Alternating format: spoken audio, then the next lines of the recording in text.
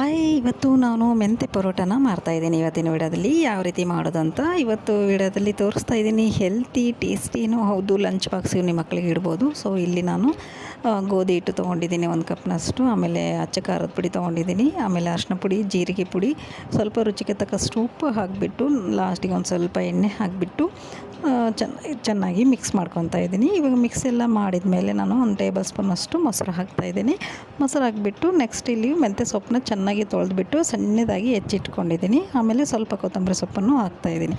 ಹಾಕಿಬಿಟ್ಟು ಚೆನ್ನಾಗಿ ಇದನ್ನು ಮಿಕ್ಸ್ ಮಾಡ್ಕೊತೀನಿ. ಆಮೇಲೆ ಒಂದು ಸ್ವಲ್ಪ ನೀರನ್ನ ಸ್ವಲ್ಪ ಹಾಕಿಬಿಟ್ಟು ಚೆನ್ನಾಗಿ ಮಿಕ್ಸ್ ಮಾಡ್ಕೊತೀನಿ. ಇದು ಬಂದುಬಿಟ್ಟು ನೀವು ಚಪಾತಿ ಹದದಲ್ಲಿ ಬರಬೇಕು. ಯಾವ ರೀತಿ ಗಟ್ಟಿ ಕಲಿಸ್ಕೊತೀರಲ್ವ ಅದೇ ರೀತಿಯಲ್ಲಿ ಇದು ಗಟ್ಟಿಯಾಗಿ ಕಲಿಸ್ಕೋಬೇಕು.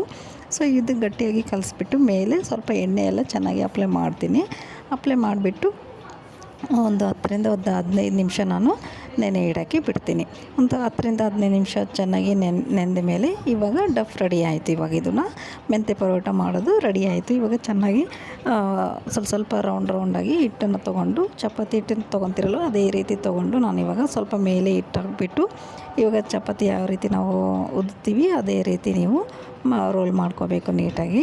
ಸೊ ನಿಮಗೇನಾದರೂ ಅಂಟುತ್ತೆ ಅಂತಂದರೆ ಸ್ವಲ್ಪ ಹಿಟ್ಟು ಹಾಕ್ಬಿಟ್ಟು ನೀವು ಚೆನ್ನಾಗಿ ರೋಲ್ ಮಾಡ್ಕೋಬೋದು. ಸೊ ಇಲ್ಲಿ ನೋಡ್ತಾ ಇರ್ಬೋದು, ಜಾಸ್ತಿ ನೀವು ಅದ್ರ ಮೇಲೆ ಪ್ರೆಸ್ ಮಾಡಬಾರ್ದು. ನಾರ್ಮಲಾಗಿ ಮಾಡ್ಕೋಬೇಕು. ಜಾಸ್ತಿ ದಪ್ಪನ ನೀವು ರೋಲ್ ಮಾಡ್ಕೋಬೇಡಿ, ಸ್ವಲ್ಪ ತಿನ್ನ ಇರಬೇಕು. ಇಲ್ಲಿ ನಾನು ಯಾವ ರೀತಿ ಮಾಡ್ತಾಯಿದ್ದೀನಲ್ವ ಅದೇ ರೀತಿ ಇರಬೇಕು. ಸೊ ಭಾಳನೇ ಟೇಸ್ಟಿಯಾಗಿರುತ್ತೆ, ಹೆಲ್ತಿನೇ ಹೌದು. ನಿಮ್ಮ ಮಕ್ಕಳಿಗೆ ಲಂಚ್ ಬಾಕ್ಸಿಗೆ ನೀವು ಇಡ್ಬೋದು. ಭಾಳನೇ ಸಾಫ್ಟಾಗಿರುತ್ತೆ, ತಿಂದಿದ್ರೆ ಅಷ್ಟು ಟೇಸ್ಟಿಯಾಗಿರುತ್ತೆ. ಯಾವಾಗಲೂ ಇದೇ ಇಡಿ ಅಂತ ಹೇಳ್ತಾರೆ ಮಕ್ಕಳು ಕೂಡ, ಅಷ್ಟು ಟೇಸ್ಟಿಯಾಗಿರುತ್ತೆ. ಮೇಲೆ ತುಪ್ಪ ಹಾಕಬೇಕು. ಹಂಚಿಗೆ ಹಾಕ್ತಾಯಿದ್ದೀನಿ. ಇವಾಗ ಹಂಚಿಗೆ ಹಾಕಿಬಿಟ್ಟು ಮೇಲೆ ಒಂದು ಸ್ವಲ್ಪ ತುಪ್ಪ ಹಾಕ್ತಾಯಿದ್ದೀನಿ. ತುಪ್ಪ ನಿಮಗೆ ಇಷ್ಟ ಇಲ್ಲಾಂದರೆ ಎಣ್ಣೆನೂ ಹಾಕ್ಕೋಬೋದು. ಸೊ ತುಪ್ಪ ಹಾಕೋದ್ರಿಂದ ಒಳ್ಳೆಯದು ಹೆಲ್ತಿಗೆ. ಸೊ ನಿಮ್ಗೆ ಯಾವುದು ಇದು ಅನಿಸುತ್ತೆ ಅದನ್ನು ಹಾಕ್ಕೊಳ್ಳಿ, ಎಣ್ಣೆ ಅಥವಾ ತುಪ್ಪ. ಸೊ ಮುಂದೆ ಎಲ್ಲ ಚೆನ್ನಾಗಿ ಬೇಯಿಸಬೇಕು.